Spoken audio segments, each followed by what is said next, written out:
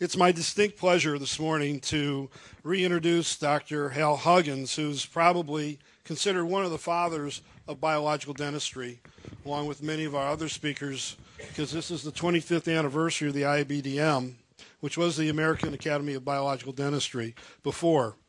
And Hal is the world's most controversial dentist because of his stand on trying to convince dentistry to stop the use of mercury in fillings.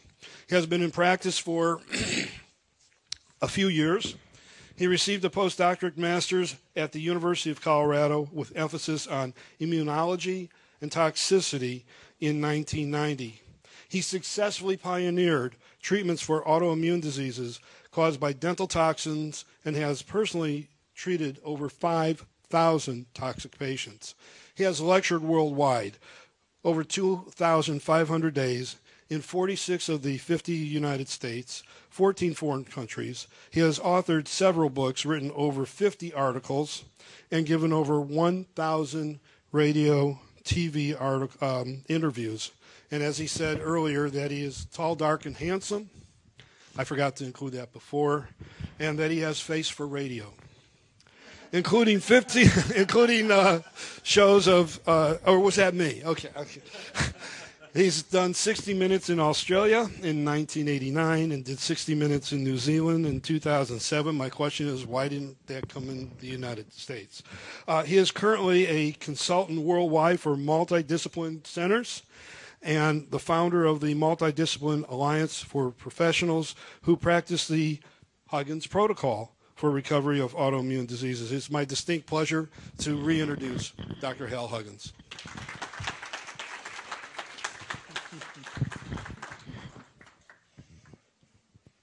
Face for radio.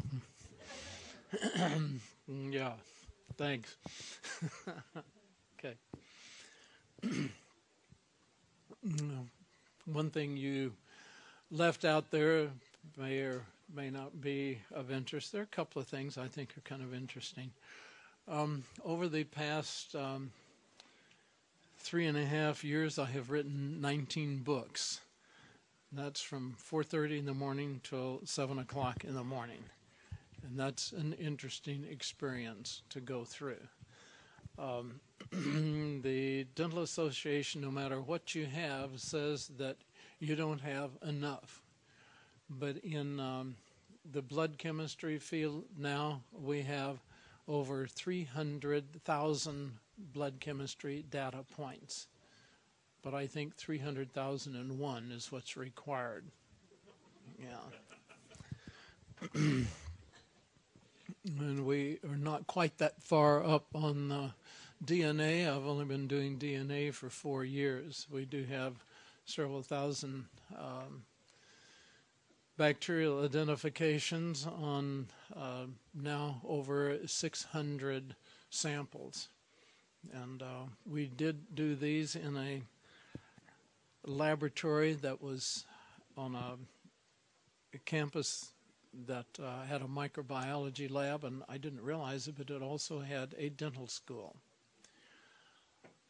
That led to another change in my life because I had 60 samples, which is like 60 patients, that suddenly, for some unknown reason, were destroyed. And the head of the laboratory quick retired and left town. And the technicians, who were our friends, would not talk to us. That kind of torqued me a bit, to the point that I spent the last dime I had putting together the DNA laboratory. And out of that insult and anger came tests that I didn't know we needed.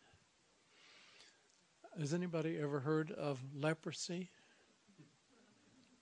You have?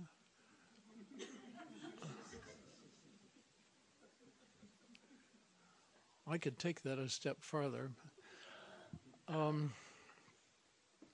Isn't that a disease that went out 2,000 years ago?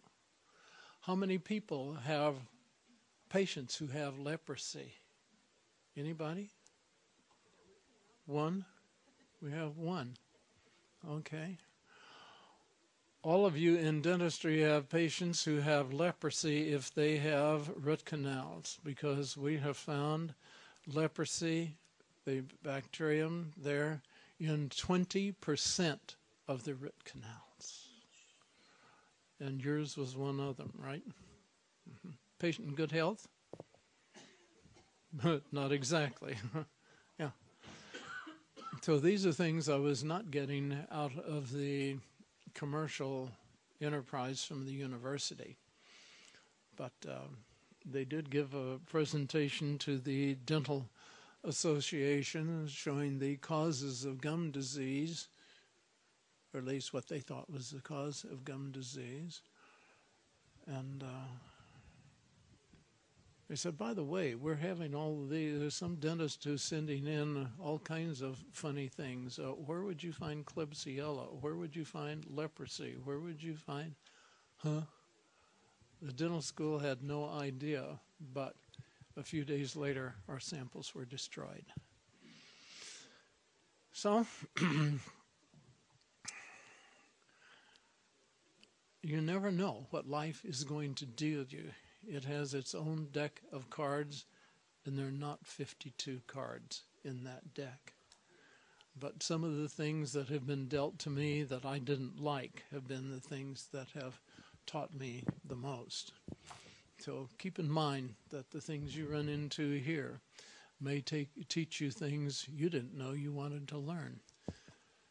That's very typical. It's very common that somebody who has a question sits in the last row and thinks that I can hear. If this is something about what we're talking about. Go ahead.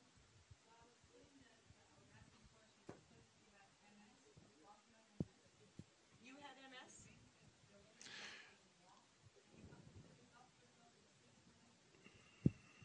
You helped yourself in 6 minutes and you treated the MS. Mm-hmm. They would like to know how. Oh, I just took a pill. I have a feeling they're probably going to want to know which one. Oh, the little one. Yeah. Did I get rid of the MS? Not really. I just got 3 days ahead of it.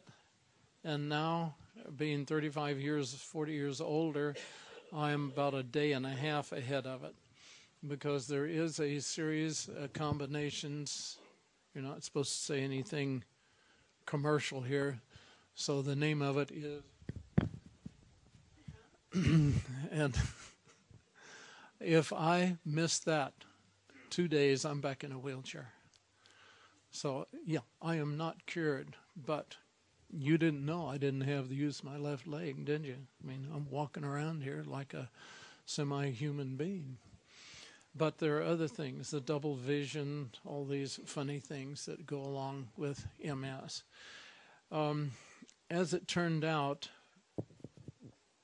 the primary thing in any of these autoimmune diseases is balancing out the mineral metabolism. And I just met this man in Pennsylvania a few days ago where all the corn, genetically modified, was 4 feet 1 inch high for miles and miles, as far as you could see, except his was not 4 foot 1 inch. It was 22 feet high. There's a picture that I had sent to Jamie. Did that come through? Where his wife is reaching up beside one of the corn stalks and doesn't come close to the first ear. So he balances the minerals in the soil. I balance the minerals in the body. And in all of the neurological autoimmune diseases, the primary imbalance is manganese. And so I happen to take manganese, and in 6 minutes, hey, that leg worked. It got my attention. It also got my attention an hour later when it went out again. And so I got along pretty well for a while and then crashed again. And that's what taught me that chromium and manganese are on a teeter-totter.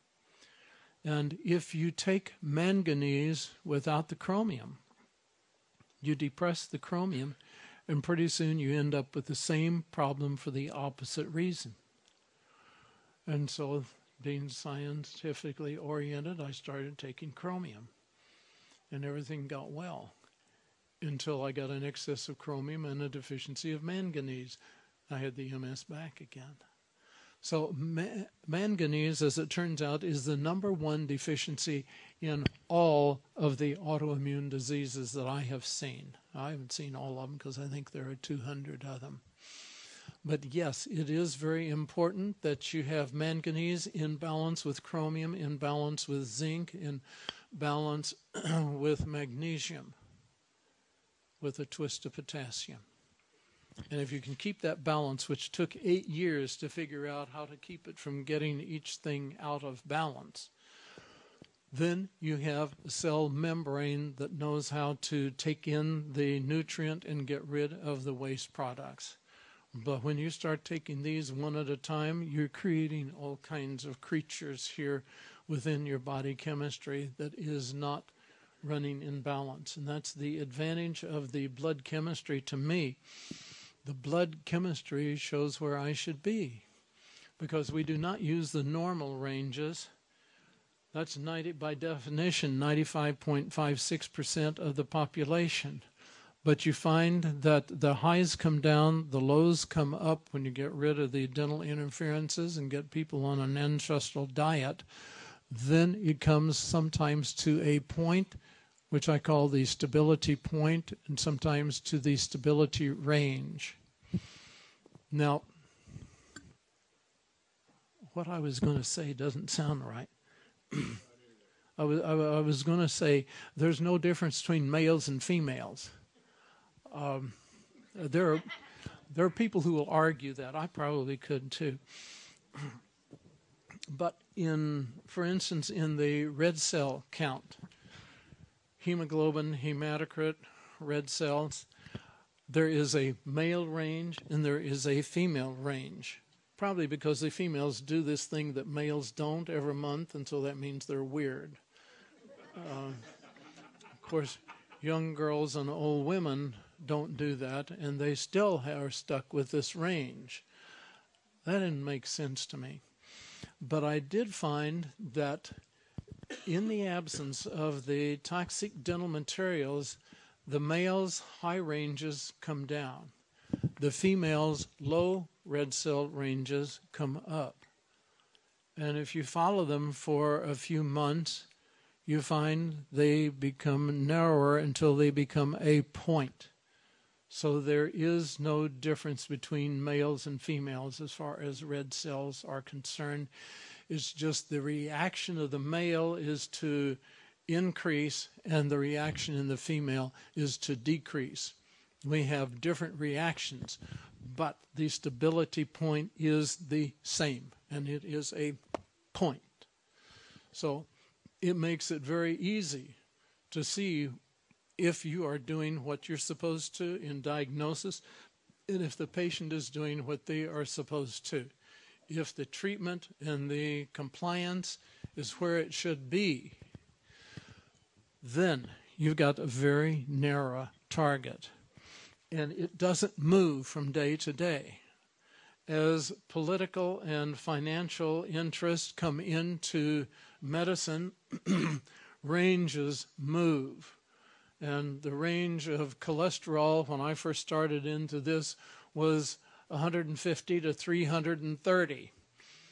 And it has come down and down. Well, if we treat people with high cholesterols and low cholesterols, the highs come down, the lows come up, and there is a point. And that point is 222 milligrams percent. That was taught to me by Melvin Page in 1968. Today, the perfect level for cholesterol is 222. It has not moved. Truth does not change. Cholesterol is one of the most important things in the body. It is the second most important to me. It's the only thing that will knock out Clostridium perfringens, gas gangrene. Oh, gas gangrene. I heard about that in school one time. Yeah, well, we hear about it every week in the laboratory. Because, yes, these things do appear in root canals. botulism appears in root canals. As far as I'm concerned, multiple sclerosis is complex, and botulism and its close relatives are part of it. There are 150 different Clostridia.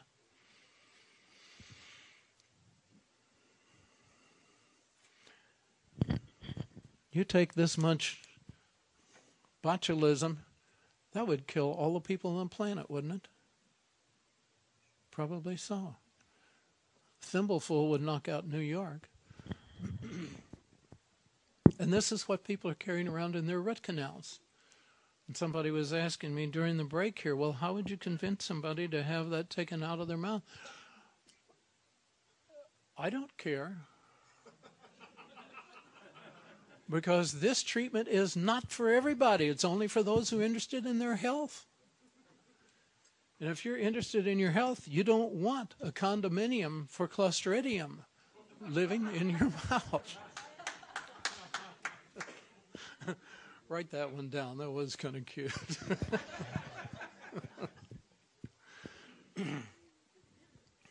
But if you look at the symptoms of ALS and the symptoms of multiple sclerosis, even though they're very different diseases, there are different Clostridia that produce similar symptoms. So is there a cousin in here? Is there a metal? Is mercury? Is copper? Is aluminum? Is something stimulating that to produce the symptoms that we categorize as MS? So, yeah, the manganese, when I took that, I thought I was cured. Well, there is no cure, but that was the step. That was the attention getter. That manganese is part of, chromium is part with manganese, zinc has to be with magnesium.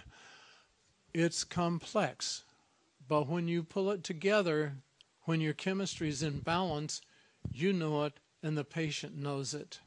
You have something positive to see. You have numbers that do not move as committees are paid to change levels, like just dropping the level of cholesterol 10 points, which I think was done in 2005 by a committee on cholesterol education, of which the 14 members admitted to payoffs from the statin manufacturers. Dr. Pasternak, the head of the committee, got payoffs from 9 companies. Do you think the rest of the people in the committee were jealous? No, they got payoffs from 14 companies. If somebody is going to pay, I mean, everybody has a price, right? If you come up with the right answer, we might ask you next year to do the same thing, to get one of these little white envelopes. But the next year, after lowering the standard by 10 points on cholesterol, Pfizer alone made $32 billion more than they had the year before. So that's why the levels are coming down. Because what's the most important thing in the world? Some people in here know it. What is it? Money. In America. In America. Not in the jungle. Oh, not in the jungle. I was going to say, where is it not the most important? Okay, in the jungle. That's probably true. A knife would be more important in the jungle. Mm-hmm. And the ability to yell loud, like Tarzan. Okay. How are you going to protect yourself? A negative ion generator takes out the mercury vapor and the particulate mercury and bacteria, a lot of things it's going to pull out of the air. What about wearing a mask? Well, I built a little instrument one time to measure what a mask does. Your surgical mask, what does it do? It blocks out the mercury vapor for up to 23 seconds. Well, then I did another test. I had a mercury vapor analyzer. So I was noticing on myself when I wore a mask, I felt funny after removing amalgam because I'd had my amalgams removed. My immune system was trying to heal. So I took this thing and came in behind the mask, and then I would measure the mercury vapor out here. 400% higher behind the mask, right here by my nose, than it was in front of the mask. Now, how do you explain that? Well, I have a friend who's a toxicologist, and he explained that a lot of what's coming up is particulate mercury. It is very small fragments of amalgam, and they hit the mask. And then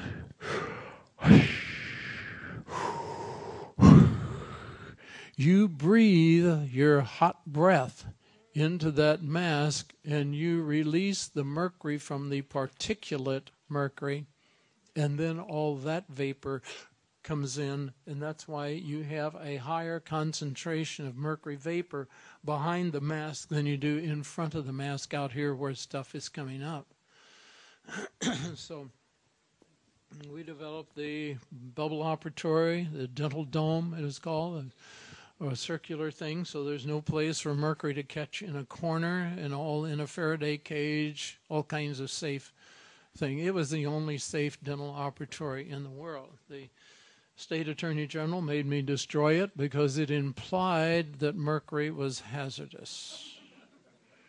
But the things that went on in that were kind of amazing. But in there, I looked like I was going to try for 20,000 leagues under the sea because I had a mask with canisters.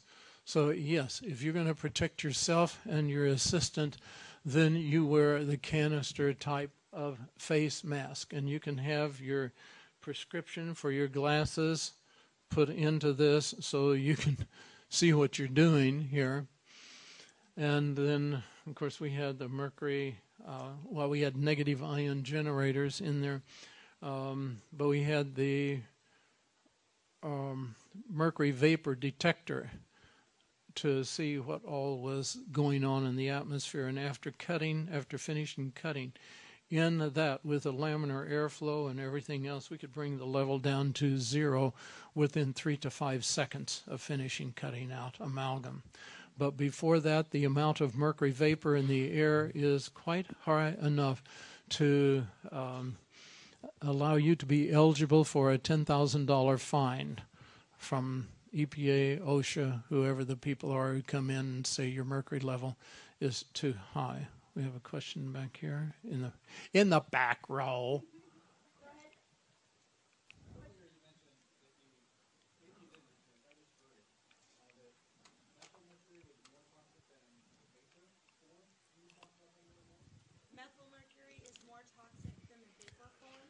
That's right. Methyl mercury is 100 times more neurotoxic than any other two form. There are basically 3 forms of mercury. There are more than that, but one of them only lasts about a microsecond. But methyl mercury is fat soluble. It goes through membranes as if they weren't there. There is no placental barrier. There's no blood-brain barrier because both are rich in fat in their cell membranes, and methyl mercury walks through it like it wasn't there. Then it's kind of strange what happens because the methyl mercury has high transportation visas, can go anywhere. But what it does when it stops, it rips off its shirt, and there's a big S on its chest, like it's just turned into Superman. And then it is in the ionic form, Hg++. Hg++ can kill anything within arm's reach. That's very dangerous. Then it converts back into methyl mercury, steps through the lipid membranes and goes into another cell, rips off its costume, becomes Hg++, the ionic form, and kills everything within arm's reach there. So the real problem with methylmercury is its high transportation abilities. Now, mercury vapor, as it comes off of a filling, has a predisposition for getting into the brain. And how far is it from the filling into the sinuses, up into the brain? We're talking about a very short trip. And it specializes in disturbing things going on in the brain, like eyesight. I get a little disturbed when people beat up kids who are defenseless. And I see this in airports where I go in and there's a kid about this big running around with trifocals. I know he's got 2 chrome crowns and some amalgam in his mouth because the mercury vapor goes right into the eye. I have asked large audiences sometimes where you can't really say, look what he said, look what she did. How many people remember when you had your first amalgam placed? Okay, some people remember. How many people can remember when you first started wearing glasses? How many people have those 2 dates within 6 months of each other? Okay. Nearsightedness in particular is a dental disease. And we can see that in the retina of the eye. You can see around the optic disc the black area that occurs. Ophthalmologists are not taught that this is mercury, but I figured out that that was mercury, and the ophthalmologists, the medical ones, have all agreed that, yeah, that's it, because we have taken people who are close to blind, start getting the mercury out of the body, and those things do get smaller, and the vision comes back. We've given vision back to several people. That's kind of fun. And it's non-taxable. That's neat to do. But it didn't have to happen. If you didn't put it in the first place, it wouldn't have happened. Okay, high ventilation capacity. This is something else that's going to upset some people, like it upset me. But I asked the toxicologist about suction, big suction things to pull the mercury vapor out. And he just looked at me and grinned. I said, what does that mean? If we took a group like this, you're all sitting there, and I take a fan and I put it over here and turn it on, what's that going to do to you? Where is it going to move you to? No place. You stay right where you are. And as he explained it, mercury is very heavy. I mean, its atomic weight is 200.8 or something in the vicinity of 200. That's heavy. So when you have a big suction going on, the air moves and the mercury atoms say to each other, man, somebody must have turned on a fan. And they just sit there because they don't go with the flow. They don't move with the air. The only thing that reduces the amount of mercury vapor is water. So when you are cutting out an old amalgam, you want the assistant there with water and drown that tooth while you're cutting. Stop once in a while so you see if you're still in the amalgam. Cut this out, and that will reduce the mercury vapor. Reduction in temperature. But the air, everybody feels like you're doing a lot of good, so I don't criticize using that. But is it really getting rid of mercury vapor in the air? No, it really isn't. It probably gets rid of some bacteria, and it's a good thing to do. But don't get fooled into thinking that that is reducing the mercury level.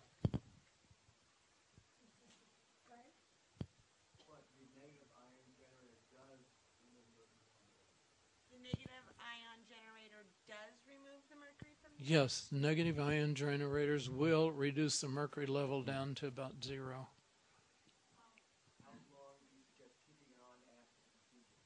How long do you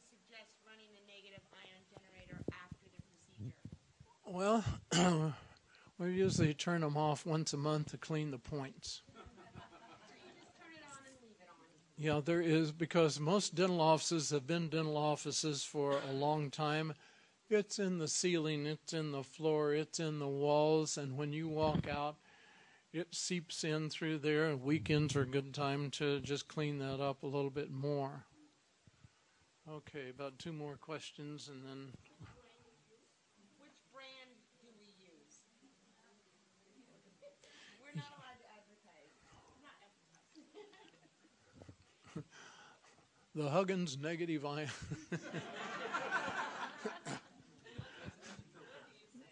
No, that's not the name of it, but we do have them manufactured because there are a lot of different things that go on with negative ion generators. If mercury vapor is that heavy, if it resists airflow that much, what's coming off the tube in that smoking tube video that everybody's so fond of? If mercury vapor is that heavy, what's coming off of the mercury vapor video? What is that you see?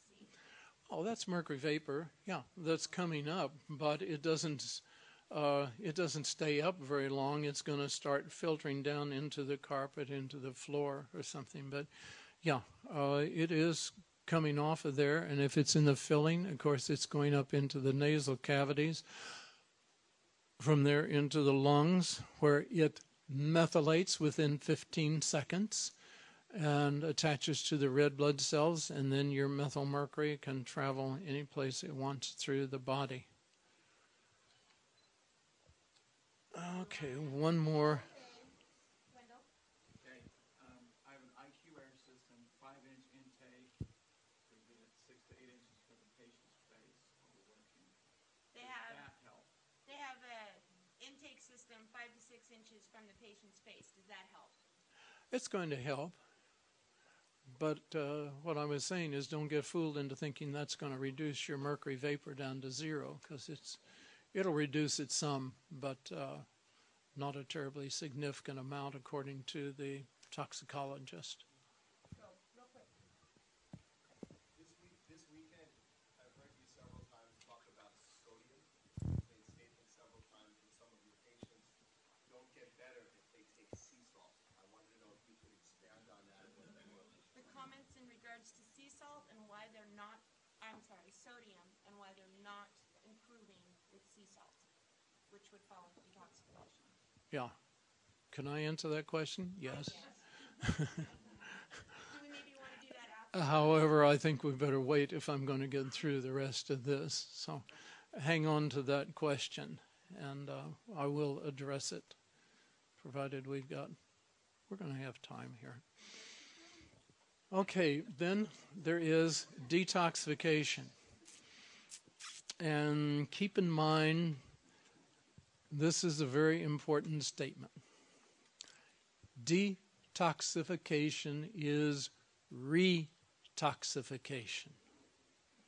That's courtesy of Tom Levy, and I have quoted that a bunch of times. Why is that? Because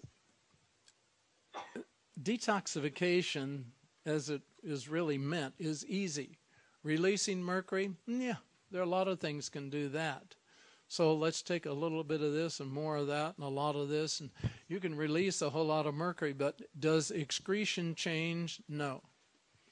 There's only a certain amount that can be excreted.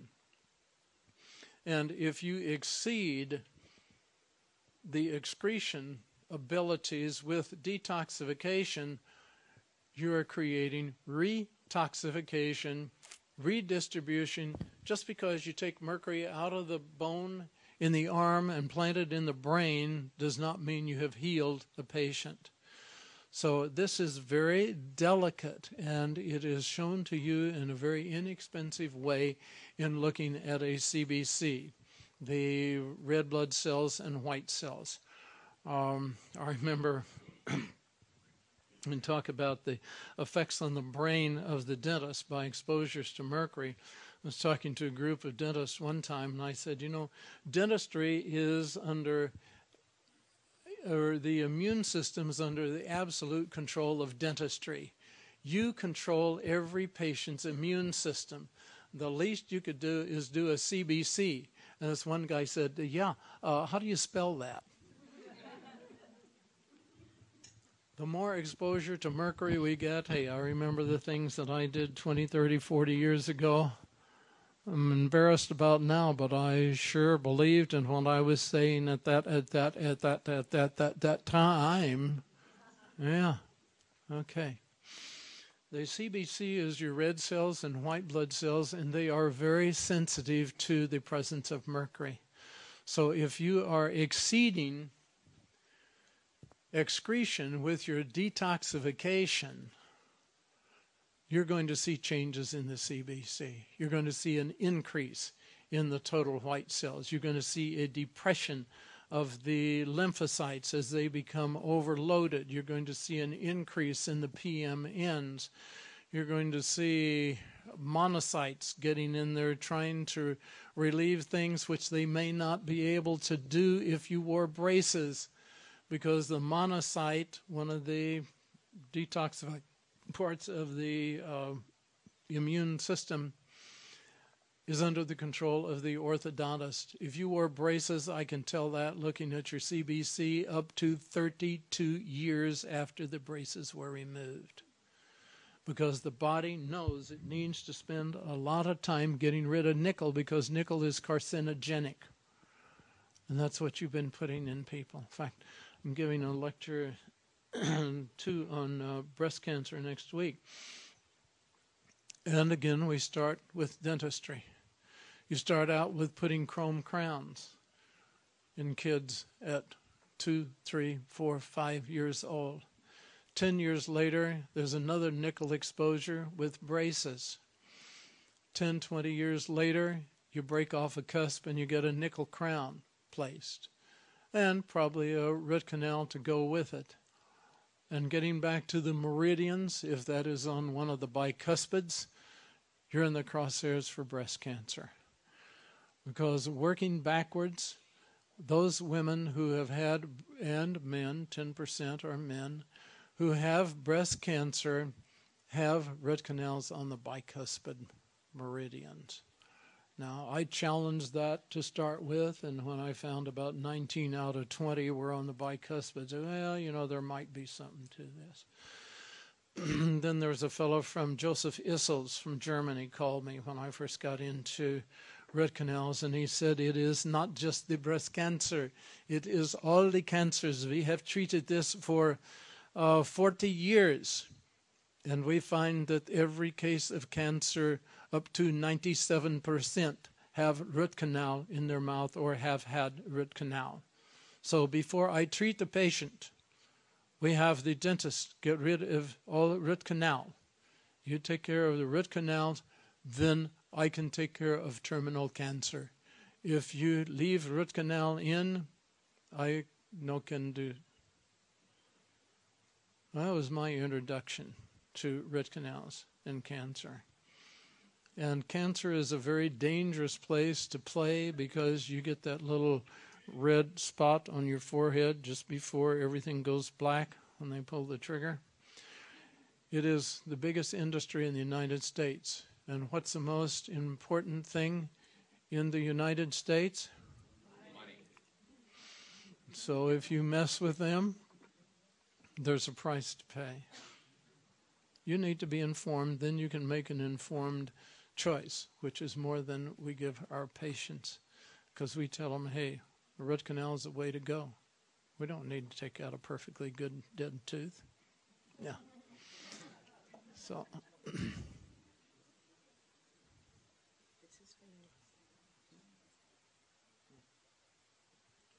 Thank you, Jamie.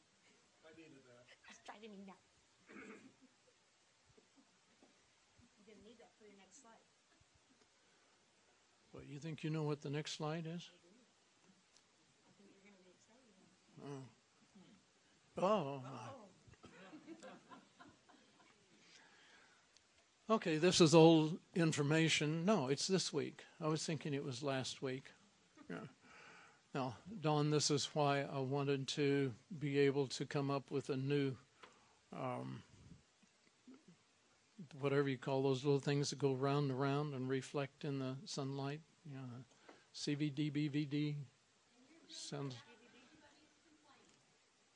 No complaints. You're doing all right. Is that right? Okay, I can keep going. Yeah. All right, this is relatively new information because for some reason or other, in many industries, they have a department called planned obsolescence. Your cars are going to last so long, and then when you get the speedometer goes that next mile, all the wheels going to fall off, the pistons are going to quit working, the carburetor, they don't have carburetors anymore. Anyway, there's planned obsolescence, and in dentistry, we want to put something in that lasts a lifetime. And what we're doing is having things last a lifetime by shortening the lifetime.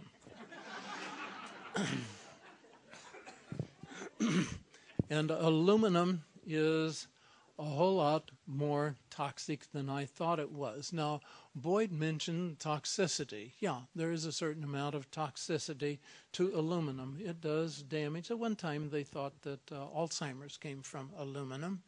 It's a supporting actor there, but its real action is in what it does to the bacteria. Here is the control. This is the pure strain of toxin. Now, if we take the aluminum concentration at 10%, 1%, 100th of a percent, 1,000th of a percent, by the time we get up to 10 to the minus 6th, we got 1 part per million.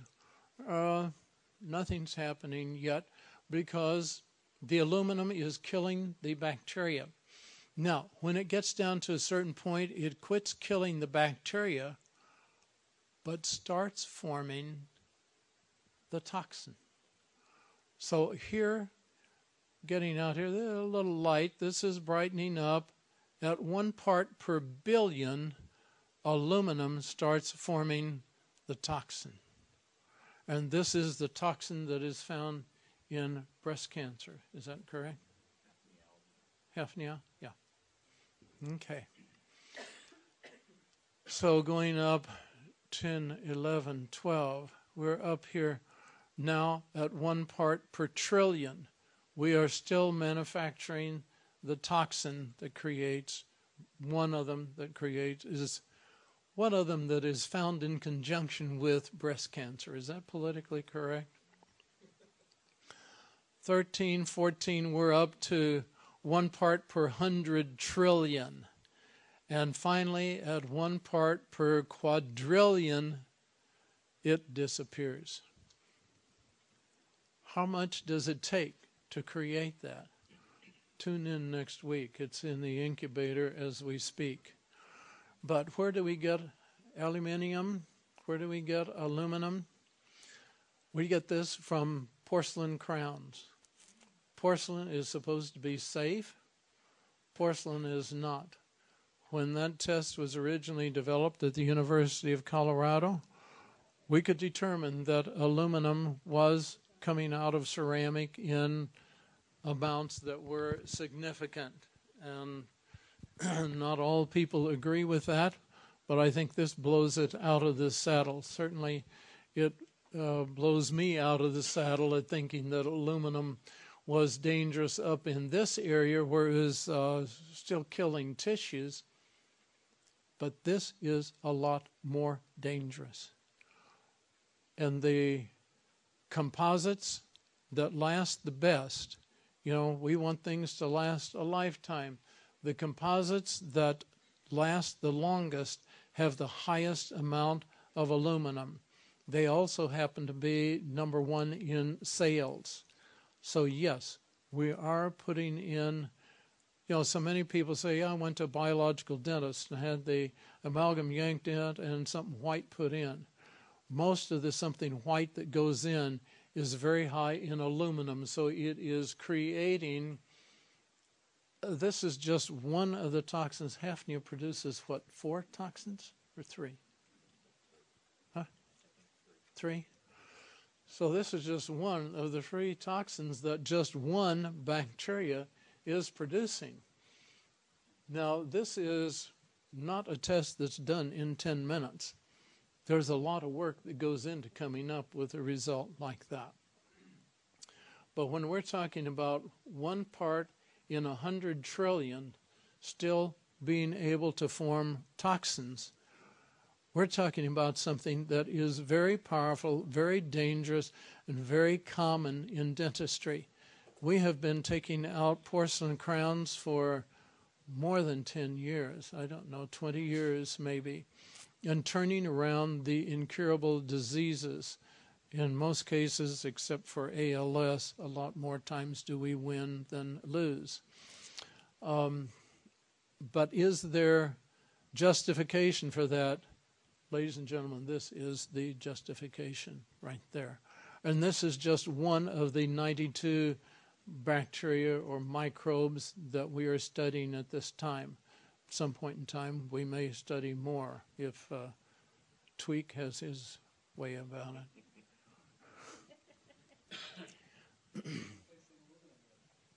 We did have a couple of questions, I presume, are on this. What are you replacing the aluminum with? A composite that does not have aluminum in it. How do you know that? If you can get, not necessarily from the MSDS, but pig trails, some of the implants have a fair amount of aluminum in them, 3.5 to 5%, which is quite adequate to dissolve the bone that they're inserted into. That's not real safe. But there are, I'm guessing, 40% of the composites that do not have aluminum in them. And getting the biocompatibility test done, I have to qualify this with a laboratory that considers aluminum as toxic, as dangerous. You do not want to use the composites that have aluminum. Now, there's various reactions to aluminum, and I will discuss those in just a moment. But we do use, for the aesthetics, we will use a gold base and one of the laboratory process composites on top of it that does not have aluminum in it. Have you tested resins I think that's what composites are. with Mr. Tweak? Composite resins are what we're talking about here. Yes. Yeah. So it's all one and the same thing. 2 words describing the same material. That's what's in the incubator? Huh? That's what's in the incubator? Uh-huh. We're in progress. We've got some cooking right now. Wait, We didn't wait get till to you see check them. the resins. What? Wait till you find out about the resins, what they do. I want to wait 2 slides. So we're gonna have to go back to ivory. Ivory tree. Okay, if that's what you want to do, you can go back to ivory teeth. No, there is about 2 slides down the line. We'll have. Questions? Okay. Go ahead. Now, I didn't understand the last slide about the breast cancer that you had. If you take a tumor and sit it in solution and find out what the bugs were in it, Did you take the tumor and put it in solution for breast cancer to find out what the bugs were? How did you know what bugs that breast cancer had? Did you test the tumor? That is in the scientific literature. That has been tested in the conventional Petri dish and microscope. Yeah, those have been found that way. What we're looking for is the DNA that's within those. We could do it out of breast tissue, but what I'm doing is looking for the origins of where that is. But there's, I don't know whether it's hundreds or thousands, but there are a lot of articles in the literature. It's a new, relatively new concept that you see articles, is cancer a bacterial infection? And there's certainly a lot of people in the medical profession who subscribe to that. And when you find the bacteria in the tumor, which they have plated out, and we find the same bacteria in the root canal tooth, then there is a possibility there's a connection between the two. And one thing we've noted, there are people who are getting diseases in organs that, I don't see how that happened. It started with vaginal infections in women who should not really have vaginal infections. But I was finding all these bugs in the root canals and cavitations and bone implants. And when you've got that in the mouth, when you've got the bone graft, when you've got the root canal or whatever, the bacteria don't stay. They've got an incubator, the tooth, but then they get out into the periodontal ligament, into the surrounding bone, and every time you bite down, it goes into the circulatory system. And from the circulatory system, there's this thing called chemotaxis. That is an affinity to some tissue in the body. And so these bacteria got to wandering around, and they found something that looked like the vaginal condominium and moved in. This is my personal opinion. I haven't found this in the literature. But that's where those infections, I felt, had a reasonable origin. And then you start looking at other tissues. And where does it come first? Where do you pick these things up? A lot of these bacteria are in the soil. So you find gardening in particular will get a lot of this stuff through inhalation into the bloodstream. And one of the sumps in the head is the lower third molar cavitation. In particular, if you've had your tonsils removed, that's a long, very short way to say something that's a long explanation. But just remember those terms because they will come up at some point in the future. And then through chemotaxis, we're going to be distributing that throughout the body. So they do come from external causes, and in particular, these sexually transmitted diseases are not always sexually transmitted. They can come from other sources. And when they hit the bloodstream, they can end up in those areas. And they're not sexually transmitted. So some people are being falsely accused of things that they really haven't done. All right, the control on what we just saw, the one on aluminum, the control was in a broth that is conducive to toxin formation. Jamie, can you go back one slide so I can point that out, that this is the control. So what we have here is the pure strain of toxin from this particular bacteria that was up here. Okay. At 1 part per 10 billion, we start producing toxins and stop killing the bacteria. Now what's happening here is we're getting, as the concentration goes down, then we're going to have more toxin formation, less killing of the bugs. And as you have less bacteria, there would be a greater concentration of the metal. Even though it's low levels, percentage-wise, it's a greater concentration. Now this was, I don't know, I get excited about some weird things, but I found this rather interesting. Aluminum at 1 times 10 to the 8th, minus 8th, that is, isn't it? That should be 1 times 10 to the minus 8th. It's a very small concentration.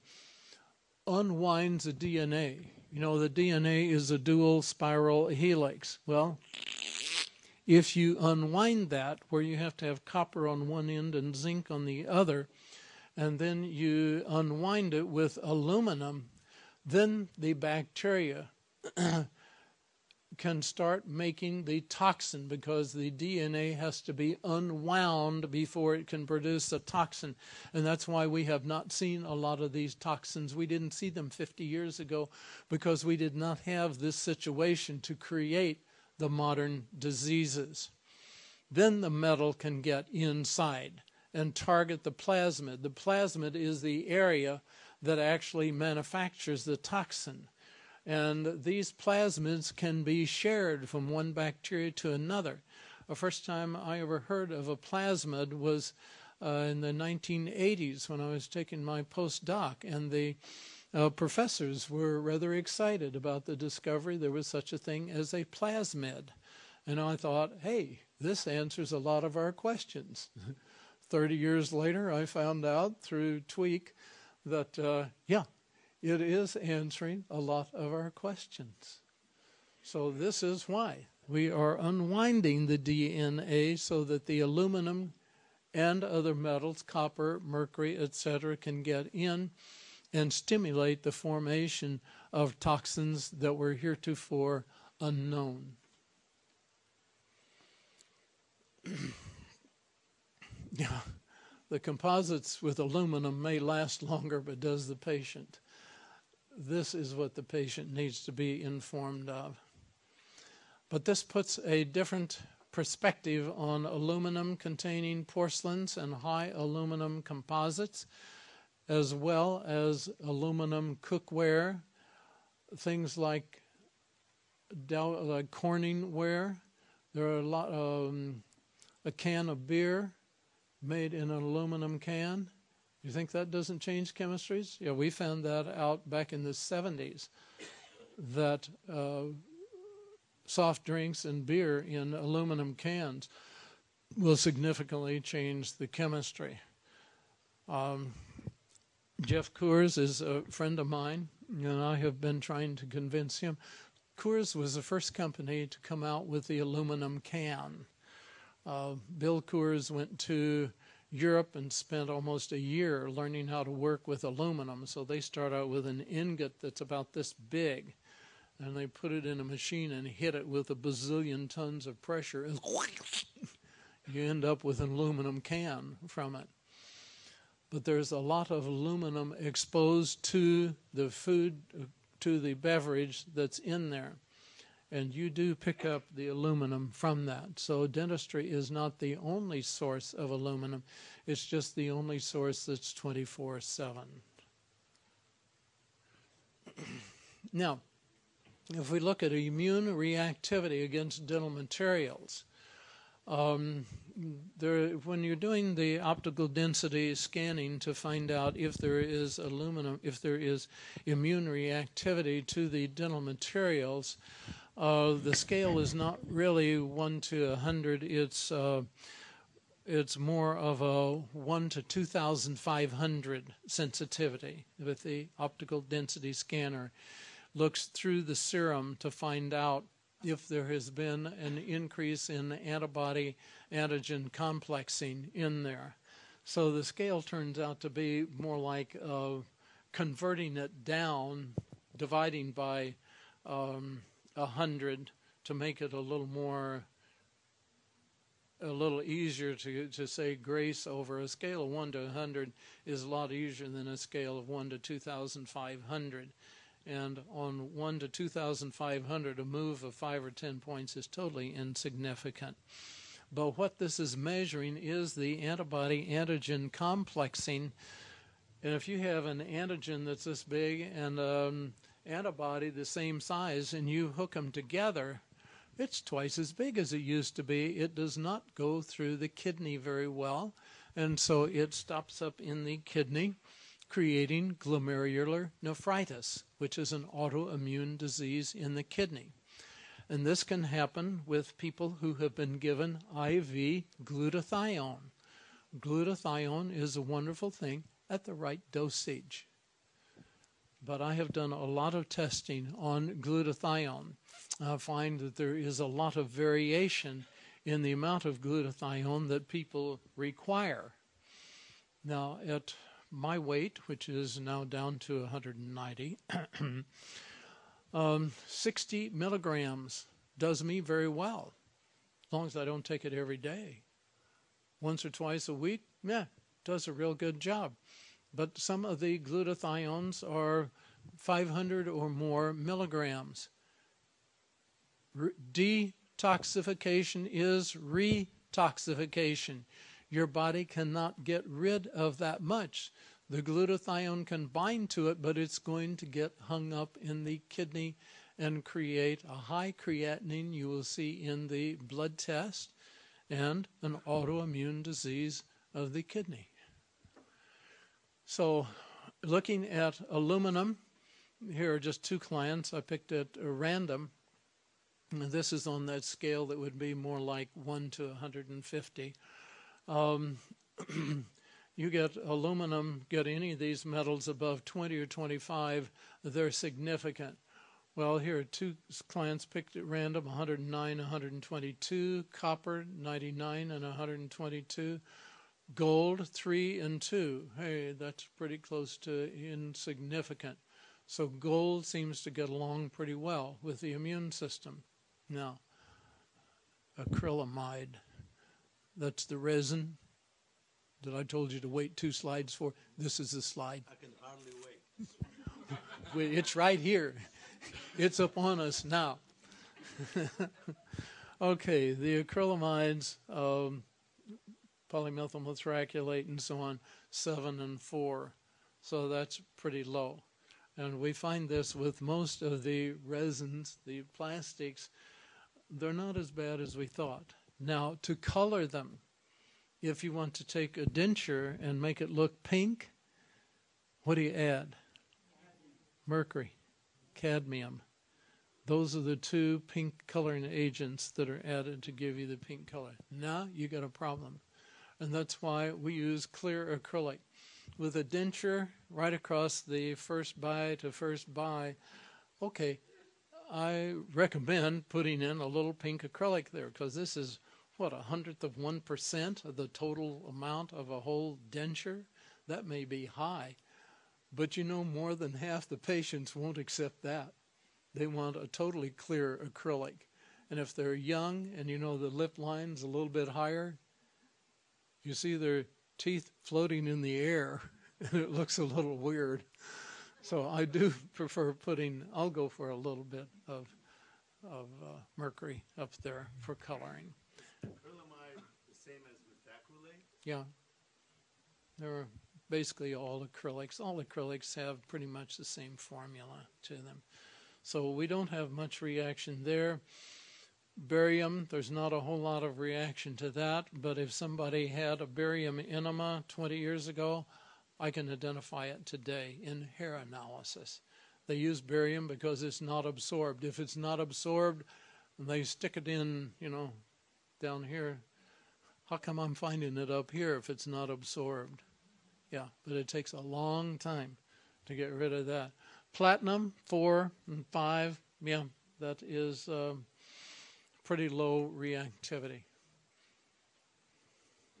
Now, in the test of 100 clients, looking at their optical density scanning, of those that are in the toxic range, 100% of 100 people were sensitive to mercury, 100% to aluminum, 100% to copper, only 95% to nickel, and what people keep telling me is so safe, zirconium, 89%.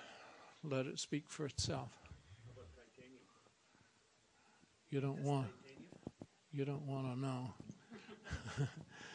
Yeah, I don't recall the number on titanium, but there are 80-some that have been tested here. I just picked the ones I was going to be talking on, because I will be talking on titanium at the first of the year when we start talking about what we found with implants. You test zirconium. Zirconia is metal. Do you test zirconium dioxide? Did you test zirconium dioxide, which is not a metal, whereas zirconium is a metal?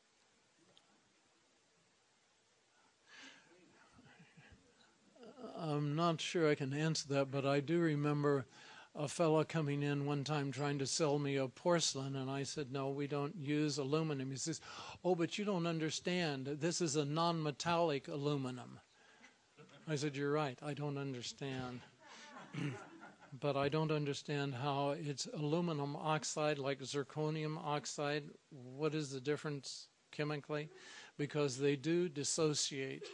They are not supposed to dissociate, but if they didn't dissociate, we wouldn't see the results that we're seeing here. So they do dissociate. What about palladium? Palladium?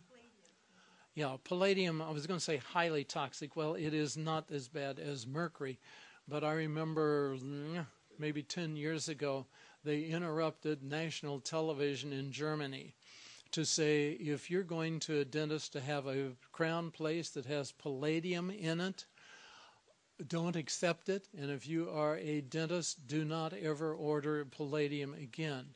Now, in the studies we did at the University of Colorado, which was some time back, I do happen to remember the palladium figure was 35% are immune reactive, which means antigen antibody complexing, getting a large molecule that hangs up in the kidney. So at least 35% of the people, 35% of the people is a fair number of people, but it is not as bad as a lot of the dental materials. But it's still something your patient may not want to take a chance with. Hal, why do you think Vera Steshkal's work when she found gold highly allergenic in the ELISA test? Who did the testing? ELISA, it's a Vera antibody. Stishkal? Vera Stishkal Yeah. found gold highly reactive, Highly allergenic. highly allergenic Yeah, with the ELISA test. I didn't. I mean, this is what we found. I mean, we've done, well, I had the laboratory for about 10 years and then sold it out to Tom Levy a long time ago. But at the University of Colorado, this was under very strict scrutiny because they were quite concerned that the Dental Association was going to come do something bad to the university. So everything that was done there, we had at least 3 professors checking every step that was done. And as far as immune reactivity, the ELISA test is not the same. I don't remember exactly what it is. They're both immunologic tests.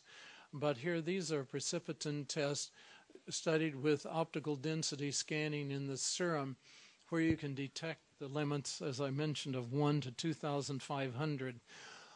That's pretty accurate. That's not as accurate as what we're doing with the DNA. The DNA testing is accurate to 4 times 10 to the what?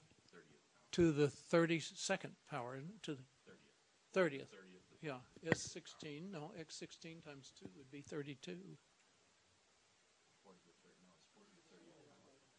Well, that's It's like finding 1 grain of sand on the planet. on a what? On the planet. Finding 1 grain of sand on the planet. Is that good enough for you, Tweak? Yeah, it works. It works. You see why this drives me nuts? I feel lucky if I found the beach. You want the 1 grain of sand. So the DNA is more accurate, but I will, from what I remember, we had a possibility of using the ELISA test and the precipitin reaction. We studied 4 different types of reactivity to study the dental materials.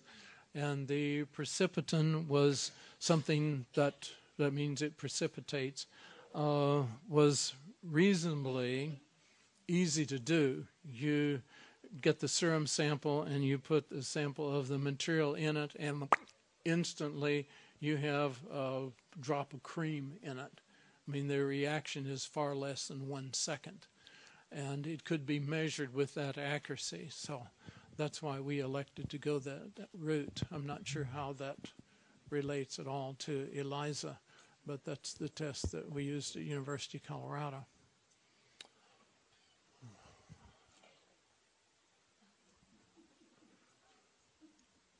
Okay. Now, this is probably not a complete list. In fact, I could guarantee it's not a complete list since Tweak has added 10 more bacteria since we did this. I call you that because I love you, okay? And you always hurt the ones you love. And what?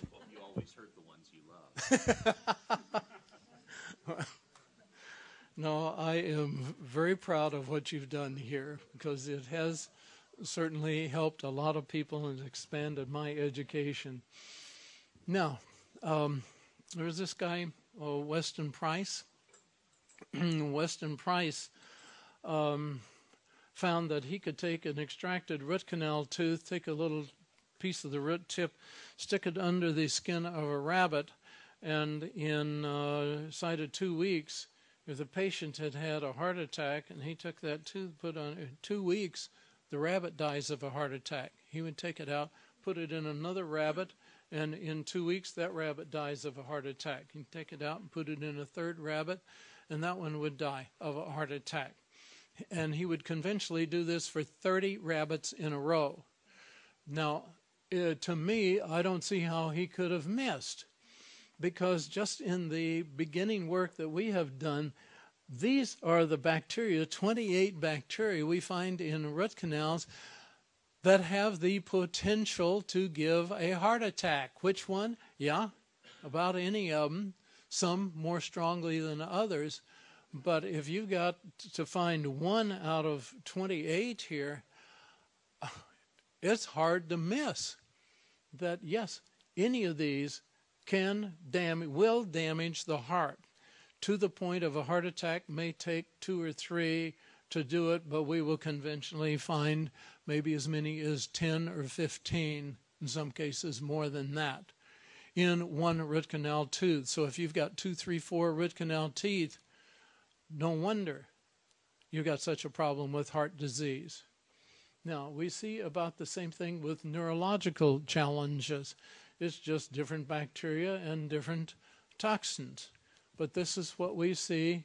These are the 23 bacteria that are found in neurological disease.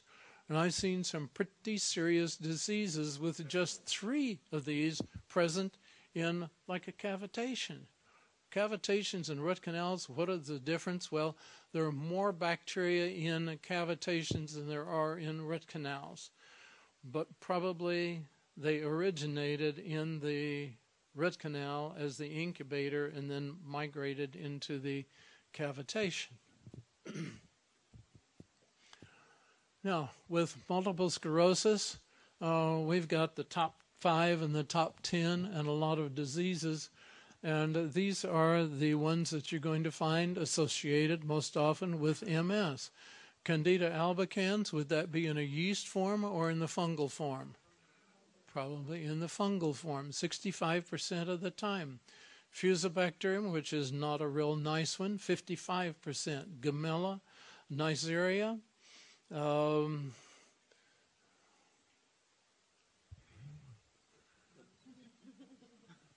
Peripheromonas gingivalis. Peripheromonas gingivalis. Thank you. 40%. He's not a very nice actor either. This guy does a whole lot of damage more than just to multiple sclerosis. Well, why not give a broad-spectrum antibiotic? Kill everything around. Isn't that the best way to do it? Well, there are 2 types of antibiotics. There is the bactericidal and there is the bacteriostatic. The bactericidal, like homicidal, suicidal, to kill. So bactericidals will kill. I have not used antibiotics for the first 48 years of my practice. 47. The last 3 years we have found that there are advantages to using the bacteriostatics because the bacteriostatic sterilizes the bacteria. What's the advantage? The bactericidal kills and forms the LPS, which is endotoxin. And endotoxin is pretty bad. All right, endotoxin, when you get a bactericidal antibiotic and put it in, it targets the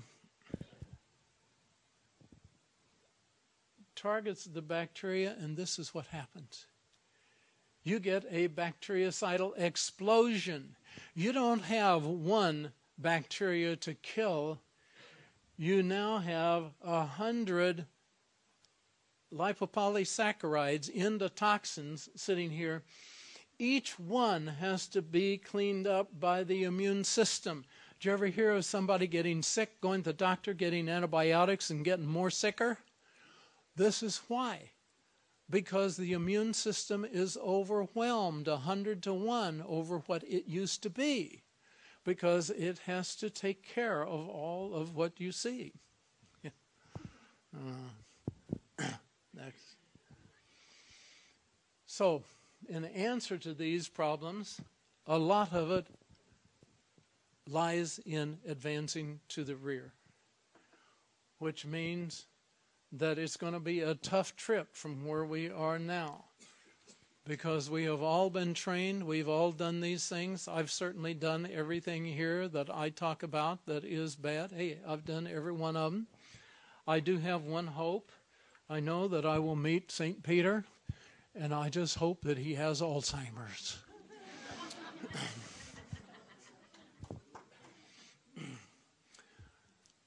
All right, here are some key notes. Avoid root canals in people you like. Now, for the head of the FDA or the ADA, if they come to you, let them have the root canals for free. I'll pay for it. Remove the periodontal ligament with a burr, because the periodontal ligament is where everything hatches and goes and concentrates. So you can sterilize a tooth, you sterilize a column of air in the middle of the tooth. You have 75 auxiliary canals. You have 3.5 miles of dentin tubules that you're going to sterilize with some kind of a laser that can't go around corners. I don't think so. That's not going to happen. Take the tooth out and test it. You certainly don't find sterility. Avoid aluminum, nickel, copper, and mercury restorations. This is a whole new avenue of looking at dentistry. Avoid the copper in gold crowns, because if you have gold and amalgam both in the same mouth, that's going to increase the electrical activity 1,000%, a tenfold increase when you have gold and amalgam both. But 90% of the commercial golds contain copper, because the platinum and palladium turn it silver. You're not going to pay that kind of money for something that looks like a piece of silver. So we put copper in it to make it look like gold. Avoid nickel in crowns, chrome crowns. These kids don't have a choice at age 2, 3, and 4. This is not the time to start their road to cancer. That is not fair. Braces, some of them now are made with the acrylates and so on. Okay, that's fine. The Crozet appliance is made out of gold wire. Hey, this is okay. But the nickel is getting to be nickel. I didn't have time to show the things like on aluminum, what aluminum does, but I tell you, nickel is not any better. What can you do? You can learn about implants. That information will come out around the first of the year. Learn about bone grafts. I'm not sure I can wait that long on bone grafts. Learn about microbiology. What is the connection between dentistry and disease? Microbiology is the link. Now, I'm not saying you have to learn how to pronounce those things. You just have to learn what they do. And the use of the bacteriostatics, we are using very low dosages. Instead of 1,000 to 1,500 milligrams a day, with those that are bacteriostatic, we may cut those down to 50 milligrams. We may cut them to 25 milligrams. We may use them Monday, Wednesday, Friday. Give the immune system a chance to do its own job and catch up, but do not overwhelm it. There is one of the bacteria here that we are having very good results with 7 milligrams Monday, Wednesday, Friday. I overwhelmed the patients to start with using 25 milligrams when the recommended dosage was 500. So low-dose antibiotics is a new concept that is certainly worth investigating if you're looking into the bacteriostatics. But there's one other thing that's rather interesting. There are some of the bactericidals that when you get down into the low dosages become bacteriostatic. Now, how do they do that? I don't know. But it is in the literature. it does work. So we'll be experimenting with that in the future. Go back to butter. Don't touch margarine. If I have a cholesterol of 400 and I want to drop it, I give the patient 2 eggs a day and 1/4 pound of butter a day, and I can drop a cholesterol 100 points in 6 days. Butter, no nutrient is absorbed unless it is in conjunction with fat. And on a low-fat diet, people are going to starve to death.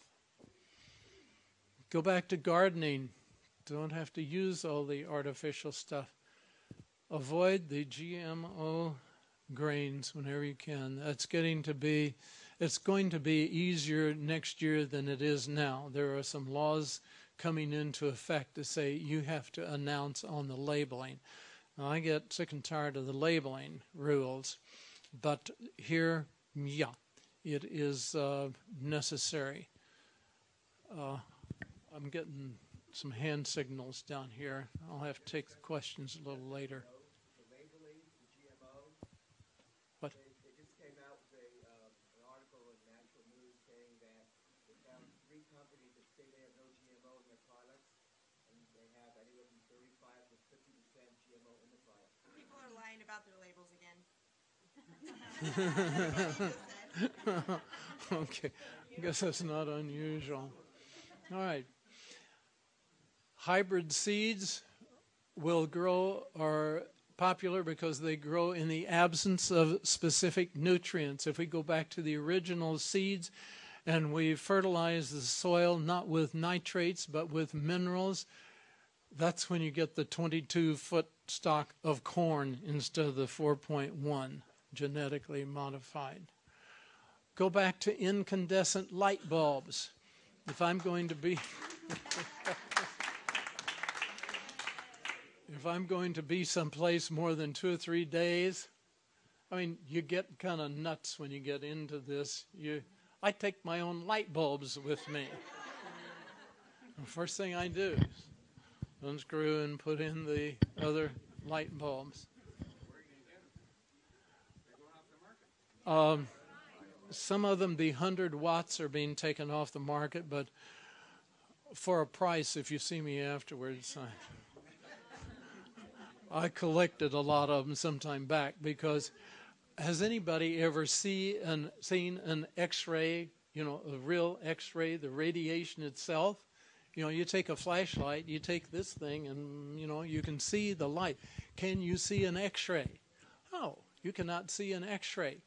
But from these light bulbs that are emitting the energy of mercury, you can't see that, but it can see your brain. In my office, we have some overheads that are supposedly mercury-free.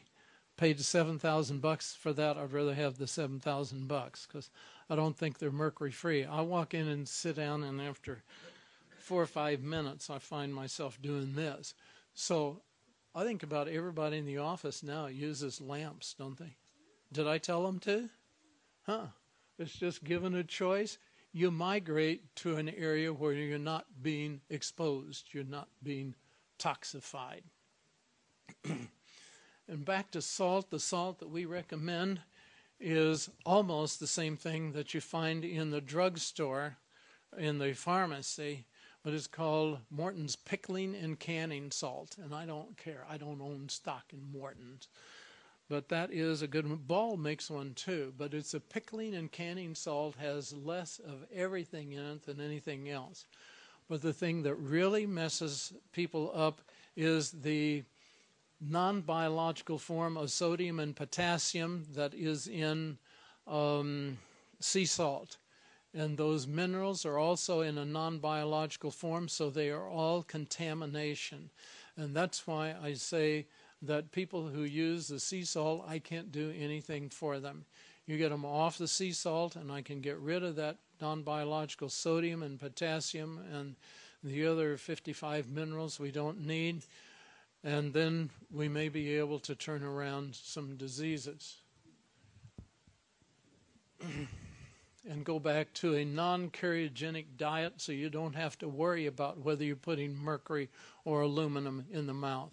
You know, in Price's studies, he dug up in one place 1,000 skulls, I think it was. Well, no, it was 1,000 something. He dug up a whole lot of them, and he found one cavity at the time of death, one cavity per 1,000 teeth. So, yes, if you're on a non-carcinogenic diet, you don't have to have cavities. Cavities were not part of, as the ADA says, this is just something that naturally goes along with advanced civilizations. It goes along with our civilization, but that doesn't necessarily mean it's advanced. So respect the comment from COS, from Colorado Springs. First, do no harm. And now you know my opinion of what harm is. So it might be well to become a member of the true health profession, not one that is creating disease. And I admit that I have crammed a lot down your throat in a half a day. So go back to the past, but you can keep the Corvette. Thank you.